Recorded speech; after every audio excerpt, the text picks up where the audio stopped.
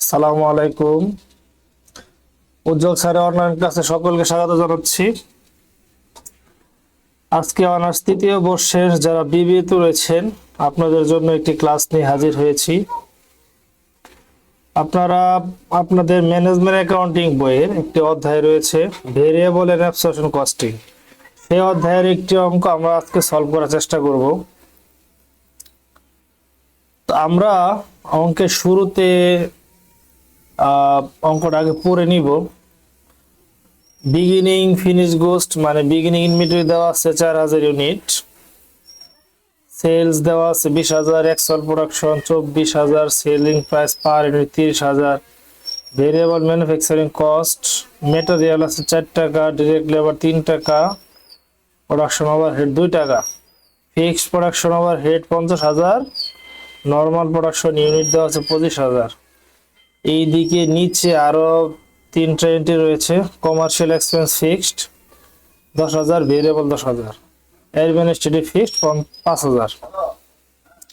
তো আমাদের অঙ্কের তিনটা পার্ট করতে হয়, একটা net income under variable costing, net income under absorption costing, আর একটা হলো রিকনসিলিয়েশন স্টেটমেন্ট। তো আমরা ভেরিয়েবল কস্টিং দিয়ে শুরু করব। তো ভেরিয়েবল কস্টিং এর আরেকটা নাম রয়েছে ডিরেক্ট কস্টিং, আর অ্যাবসর্পশন কস্টিং এর একটা নাম রয়েছে ফুল কস্টিং। তো অনেক সময় পরীক্ষায় ডিরেক্ট কস্টিং বলা থাকে, আবার অনেক সময় ফুল কস্টিং বলা থাকে। তো যেটাই বলো কাজ একই। তো আমরা শুরু করি ইনশাল্লাহ। তো net income under variable costing আমাদের অঙ্ক শুরু করতে হবে সেলস দিয়ে। তো সেলস আমাদের আছে 20000 ইউনিট, যেখানে সেলস আছে আমাদের 20000 ইউনিট, আর সেলিং প্রাইস দেওয়া আছে 30 টাকা করে। তাহলে 20000 ইউনিট গুণন 30 দিলে আমাদের যে ভ্যালুটা আসবে সেটা হলো সেলস 6 লাখ টাকা। এরপর আমাদের শিরোনাম করতে হবে কস্ট অফ গুডস সল্ড।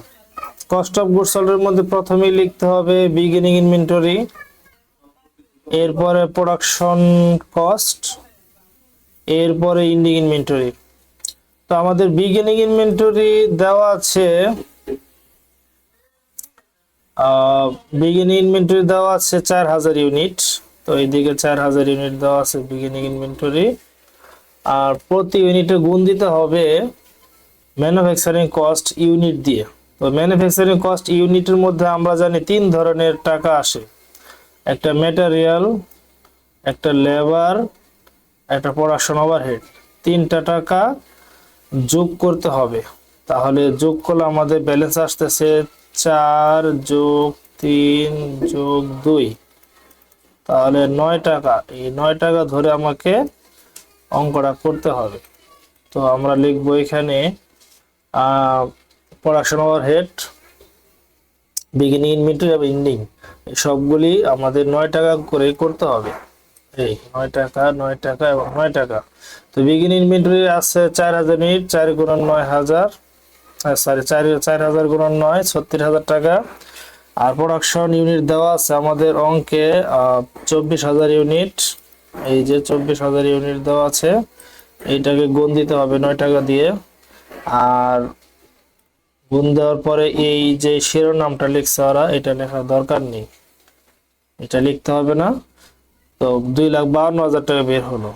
এরপর আমরা করব এন্ডিং ইনভেন্টরি। তো এন্ডিং ইনভেন্টরি বিয়োগ হয়। তো এন্ডিং ইনভেন্টরি ইউনিট প্রশ্নে বেশিরভাগ দেওয়া থাকে না, আমাকে ওয়ার্কিং করে বের করতে হয়।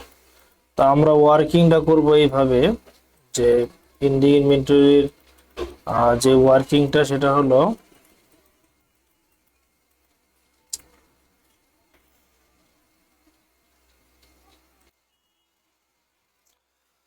তো আমরা এন্ডিং ইনভেন্টরি ইউনিট কিভাবে বের করে সেটা সূত্র দেখি।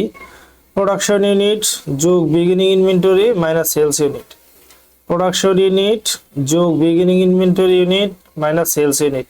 প্রোডাকশন ইউনিট অঙ্কে দেওয়া আছে 24000, আর বিগিনিং ইনভেন্টরি দেওয়া আছে 4000, আর সেলস ইউনিট 20000। তো এটা ক্যালকুলেশন করলে আমরা পাচ্ছি 8000। এই 8000 হলো আমাদের এন্ডিং ইনভেন্টরি ইউনিট 8,000 দিয়ে 9 গুণ দিতে হবে। গুণ দেওয়ার পর আমাদের বের হবে এন্ডিং ইনভেন্টরি টাকা 72,000। 72,000 2,52,000 থেকে বাদ দিলে আমাদের 1,80,000 টাকা বের হবে। 1,80,000 টাকার নাম হলো কস্ট অফ গুডস সল্ড। এই যে এটা আমরা এই যে এখানে বের করলাম। তো 6 লাখ থেকে 1,80,000 বাদ দিব। বাদ দিলে আমাদের কন্ট্রিবিউশন মার্জিন। এরপরে দেখতে হবে ভেরিয়েবল কমার্শিয়াল এক্সপেন্স আছে কিনা, অথবা ভেরিয়েবল মার্কেটিং, যেটাই থাকুক আমাদের অঙ্কে থাকলে এখান থেকে নিতে হবে। তো ভেরিয়েবল কমার্শিয়াল এক্সপেন্স এখানে দেওয়া আছে। এই যে কমার্শিয়াল এক্সপেন্স ভেরিয়েবল 10,000। এই 10,000 টাকা আমরা এখানে লিখে বাদ দিব। বাদ দেওয়ার পর বের হবে কন্ট্রিবিউশন মার্জিন। তো কন্ট্রিবিউশন মার্জিন বের করার পরে আমাদের ফিক্সড কস্টে কলাম করতে হবে। যত ধরনের ফিক্সড আছে অঙ্কে নিতে হবে। Production overhead fixed, commercial expense fixed, administrative expense fixed. 3 ধরনের ফিক্সড আমাদের অঙ্কে দেওয়া আছে। এই যে এখানে এই যে commercial expense fixed, administrative expense fixed, আর এইখান থেকে নিতে হবে ফিক্সড প্রোডাকশন ওভারহেড 50,000। তো 3টা টাকা আমরা যোগ করে 65,000 টাকা পাচ্ছি। এটা আমরা 4,10,000 থেকে বাদ দিব। বাদ দিলে আমাদের নেট ইনকাম পাওয়া যাবে। তো এই হলো আমাদের net income under variable costing অথবা ডিরেক্ট কস্টিং। প্রথম পার্ট শেষ। এরপর দ্বিতীয় পার্ট করতে হবে net income under absorption costing. তো net income under absorption costing আমরা কিভাবে করব? সেলস আমাদের একই থাকবে। সেলস 6 লাখ টাকা ওখানে ছিল, এখানে আছে। তো এন্ট্রিগুলি আমাদের প্রায় same. Beginning inventory, production overhead, ending inventory এগুলো সেম থাকবে। শুধু আমাদের ইউনিটটা চেঞ্জ, মানে প্রতি ইউনিটের রেটটা চেঞ্জ করতে হবে। এখানে আমাদের আগে করছিলাম 9 টাকা করে। যখন আমরা ভেরিয়েবল কস্টিং করেছি তখন আমরা এখানে 9 টাকা করে করেছি, যে 9 টাকা। আর এখানে অবশ্যই আমাকে রেট বাড়াতে হবে। কিভাবে বাড়বে? আমরা যখন এখানকার রেট নিয়েছিলাম 4 + 3 + 2 9 টাকা, আমাদের অ্যাবসর্পশন করার সময় এই 9 তো থাকবেই। এই 9 থাকবে, তার সাথে আমাদের অ্যাড করতে হবে ফিক্সড ফ্যাক্টরি ওভারহেডের প্রতি ইউনিটের রেট। ফিক্সড ফ্যাক্টরি ওভারহেডের প্রতি ইউনিটের রেট। তো ফিক্সড ফ্যাক্টরি ওভারহেডের টাকা আছে আমাদের 50,000। এই যে 50,000, তাকে ভাগ দিতে হবে নরমাল প্রোডাকশন দিয়ে। নরমাল প্রোডাকশন দিয়ে যখন আমি ভাগ দিব তখন প্রতি ইউনিটের রেট পাওয়া যাবে। তাহলে 50,000-কে যদি 25,000 দিয়ে ভাগ দেই, ভাগ দিলে আমাদের আসতেছে 2 টাকা। তাহলে 9 + 2 আমাদের কয় টাকা হলো? 11 টাকা। অতএব অ্যাবসর্পশন কস্টিং যখন আমি করব, তখন আমাকে 11 টাকা ধরে করতে হবে। এই এখানে আমি যখন করব এই 11 টাকা করে ধরে করতে হবে। এরপর প্রোডাকশন ওভারহেড 11 টাকা। আর এইটা না লিখলেও চলবে, আমি কিছুক্ষণ আগে বলেছি, এটা দরকার নেই। আর এন্ডিং ইনভেন্টরি দেওয়া আছে 8,000 ইউনিট, 11 টাকা করে করতে হবে, 88,000 টাকা। এরপরে কস্ট অফ গুডস সল্ড বের হবে। তো এখানে একটা এন্ট্রি নিচে under applied fixed factory overhead. এই এন্ট্রিটা শুধুমাত্র অ্যাবসর্পশন কস্টিং এ আসবে, শুধুমাত্র অ্যাবসর্পশন কস্টিং এ আসবে, ভেরিয়েবল কস্টিং এ যাবে না। এখন এটা কিভাবে বের করে আর আমরা কিভাবে বুঝবো এই টাকাটা আসবে? এই টাকাটা আন্ডার হতে পারে অথবা ওভার হতে পারে। যদি আন্ডার হয় যোগ, ওভার হলে বিয়োগ। তো আন্ডার ওভার এখন আমি বুঝবো কিভাবে? আমাদের দেখতে হবে, আমাদের প্রশ্নে যেতে হবে। প্রশ্নে গিয়ে দেখতে হবে ফিক্সড, এই দেখতে হবে অ্যাকচুয়াল প্রোডাকশন আর নরমাল প্রোডাকশন দুইটার পার্থক্য কত। আমাদের নরমাল প্রোডাকশন 25,000, অ্যাকচুয়াল প্রোডাকশন 24,000, তাহলে পার্থক্য 1,000। যদি আমাদের নরমাল প্রোডাকশন থেকে অ্যাকচুয়াল প্রোডাকশনটা কম হয়, নরমাল প্রোডাকশন থেকে অ্যাকচুয়াল প্রোডাকশনটা কম হয়, তাহলে আমাদের হবে আন্ডার অ্যাপ্লাইড। আর যদি নরমাল প্রোডাকশন থেকে অ্যাকচুয়াল প্রোডাকশনটা বেশি হয়, তাহলে হবে আমাদের ওভার অ্যাপ্লাইড।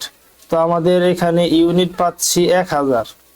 এই 1,000 ইউনিট যেহেতু পার্থক্য, আর এটা গুণ দিতে হবে ফিক্সড ফ্যাক্টরি ওভারহেডের যে রেটটা। ফিক্সড ফ্যাক্টরি ওভারহেডের রেট আমরা কয় টাকা পেয়েছি? 2 টাকা। এই যেখানে আমরা বের করছিলাম, এই যেখানে এটার রেট 2 টাকা, তাহলে 2 দিয়ে গুণ দিলে আমাদের টাকা পাচ্ছি কত, 2000। এই যেখানে নিতে হবে 2000 টাকা। এই 2000 টাকা আমরা যখন যোগ করব 2,22,000 টাকা আসতেছে। আসার পরে আমরা ওই পেজে চলে যাব। ওই পেজে চলে গিয়ে এখানে গ্রস প্রফিট বের হবে। এরপরে ফিক্সড, এখানে সব ধরনের ফিক্সড আসবে না, শুধু ফিক্সড ফ্যাক্টরি ওভারহেড অথবা ফিক্সড প্রোডাকশন ওভারহেডটা বাদে, ফিক্সড প্রোডাকশন ওভারহেডটা বাদে অন্য যত ধরনের ফিক্সড আছে সবই নিতে হবে। অন্য যত ধরনের ফিক্সড আছে সবই নিতে হবে। তাহলে ফিক্সড কমার্শিয়াল আছে, অ্যাডমিনিস্ট্রেটিভ আছে, আর কমার্শিয়ালের মধ্যে ভেরিয়েবলটা তো আছেই, নিতে হবে। নেওয়ার পরে আমাদের টাকা আসতেছে 25,000। তো 25,000 টাকা যখন আমি বাদ দিব, বাদ দিলে আমাদের নেট ইনকাম 3,53,000। এই হলো আমাদের ভেরিয়েবল এন্ড অ্যাবসর্পশন কস্টিং এর অধীনে নেট ইনকাম। এরপর 3 নম্বর পার্টটা রিকনসিলিয়েশন স্টেটমেন্ট। আমাদের অঙ্কের মূলত 3 নাম্বার পার্ট, এখানে করণীয় মধ্যে 2 নাম্বার করতে বলছে। তো এটা আমাদের করতে হবে। Net income under absorption costing কত পেয়েছি সেটা লিখবো, net income under absorption costing কত পেয়েছি সেটা লিখবো। দুটো পার্থক্য কত হবে, 8,000 টাকা। এই 8,000 টাকা আমাদের এখন মিলাতে হবে। কিভাবে, চেঞ্জ ইন ইনভেন্টরি লিখবো, লিখে এন্ডিং মাইনাস বিগিনিং, প্রথমে অ্যাবসর্পশন কস্টিং এর এন্ডিং থেকে বিগিনিং বাদ, আবার ভেরিয়েবল কস্টিং এর অধীনে এন্ডিং থেকে বিগিনিং বাদ দেওয়ার পরে এই টাকাগুলি আসবে। এই টাকাগুলি পার্থক্য হবে 8,000। তো এই 8,000 এবং এই 8,000 যদি মিলে যায় তাহলে বুঝবো আমাদের অঙ্ক হয়ে গেছে। তো এই হলো আজকে একটি অঙ্ক। তো ইনশাল্লাহ পরবর্তীতে আরো নতুন নতুন ক্লাস নিয়ে হাজির হব ইনশাল্লাহ। তাহলে আজকে এখানেই থাক। আসসালামু আলাইকুম রহমতুল্লাহ।